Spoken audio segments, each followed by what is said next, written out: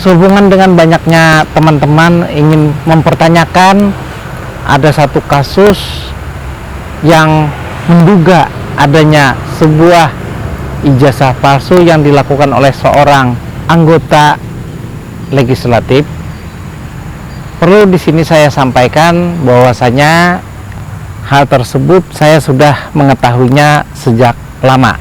Berawal dari informasi dari sebuah media yang mana mengkonfirmasi kepada saya terkait adanya seorang anggota senator terindikasi berijazah palsu. Pada saat itu saya hanya menjawab hal tersebut belum tentu kebenarannya.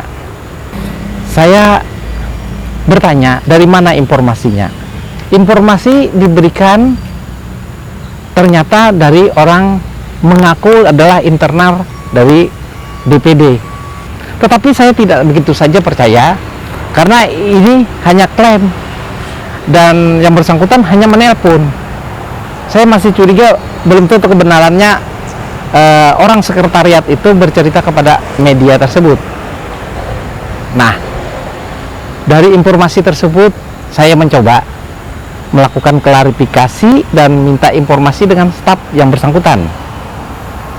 Setelah saya nyatakan bahwasanya ada informasi, ada pihak yang ingin mempermasalahkan ijazah yang bersangkutan, tetapi malah dijawab oleh staf tersebut bahwasanya Bapak tidak masalah. Kenapa? Alasannya Bapak sudah mengganti ijazahnya, tidak menggunakan ijazah tersebut. Jadi ada informasi anggota legislatif ini mengganti ijazahnya, tidak lagi menggunakan ijazah yang pernah digunakan pada tahun 2019. Kemudian saya ingin tahu, saya coba mencari informasi dalam website KPU, di mana yang menampilkan riwayat pendidikan dan pekerjaan yang bersangkutan yang diinformasikan melalui website KPU.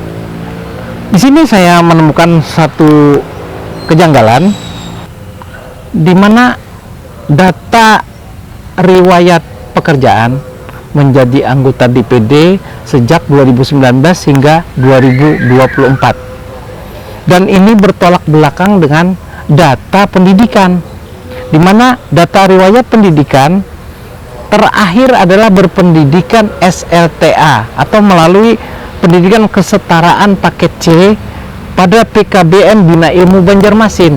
Di sini tercatat lulusannya adalah 2021. Satu hal yang tidak masuk akal, masa pekerjaan menjadi anggota DPD sejak 2019 hingga 2024, sedangkan lulus SLTA sederajat pada tahun 2021. Nah, ini satu kejanggalan. Jadi terkonfirmasi di sini terkait adanya keterangan dari staf bahwasanya ada pergantian ijazah. Terkait dengan adanya informasi perubahan ijazah tadi, saya coba membandingkan dengan data yang lama, di mana data yang lama ditemukan adanya ijazah paket C juga keluaran tahun 2013. Rupanya ada 2 paket C yang dipergunakan oleh yang bersangkutan. Permasalahan saya temukan di mana paket C semula, yaitu keluaran tahun 2013, itu mempunyai permasalahan. Saya mengetahui ini setelah ditunjukkan oleh pihak yang menemui saya dan ditunjukkan kepada saya bahwasanya ada keterangan dari PKBM tempat paket C yang mengeluarkan tahun 2013 itu ternyata ada permasalahan. Letak permasalahannya adalah yang bersangkutan tidak pernah mengikuti ujian.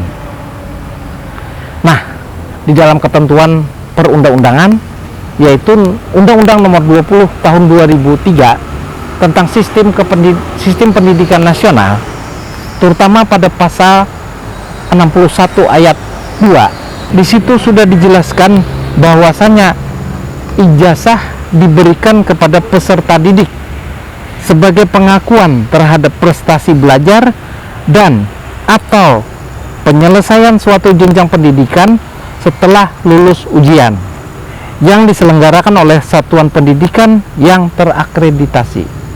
Nah, pertanyaan di sini cukup menarik.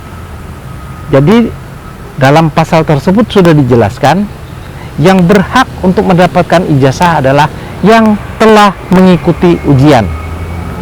Nah, bagaimana dengan seorang anggota legislatif ini? Ternyata yang bersangkutan ini tidak pernah ikut ujian. Berarti ijazahnya menjadi bermasalah.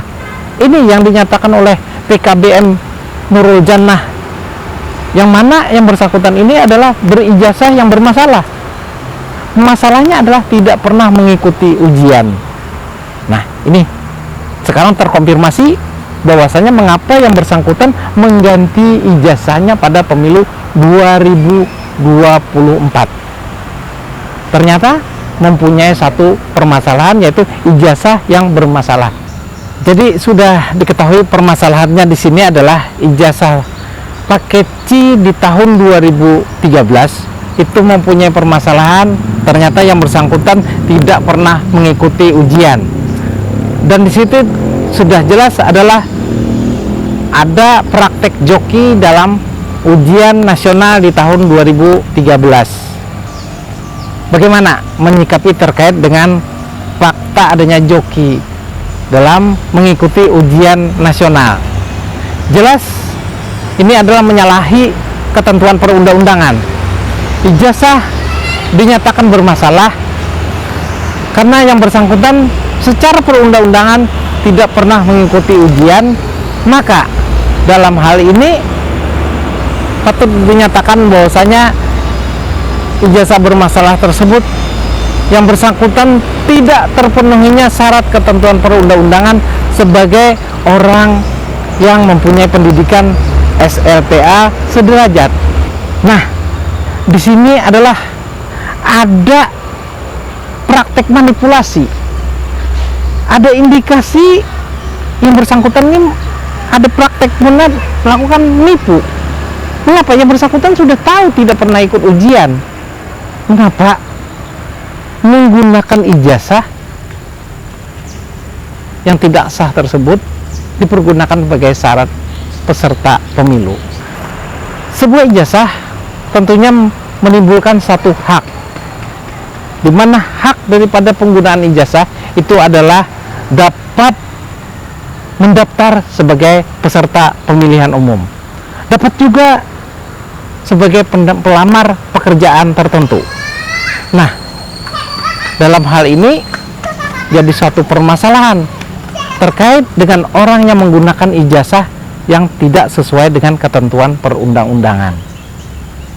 Bagaimana terkait dengan praktek plagiasi? Terkait dengan praktek plagiasi, apakah di situ terjadi pemalsuan? Di dalam praktek plagiasi tentunya di sini ada satu penipuan, di mana ada terjadi rekayasa yang seharusnya mengikuti ujian digantikan dengan pihak lain, sehingga ini adalah merupakan karya orang lain. Nah, disinilah terjadinya suatu kejahatan. Nah, demikian penjelasan saya. Semoga dengan penjelasan ini pemirsa memahami mengapa dalam profil ada perbedaan riwayat pekerjaan dengan riwayat pendidikan itu tidak sinkron. Ternyata prakteknya adalah pergantian ijazah, yang mana ijazah sebelumnya adalah ijazah yang bermasalah.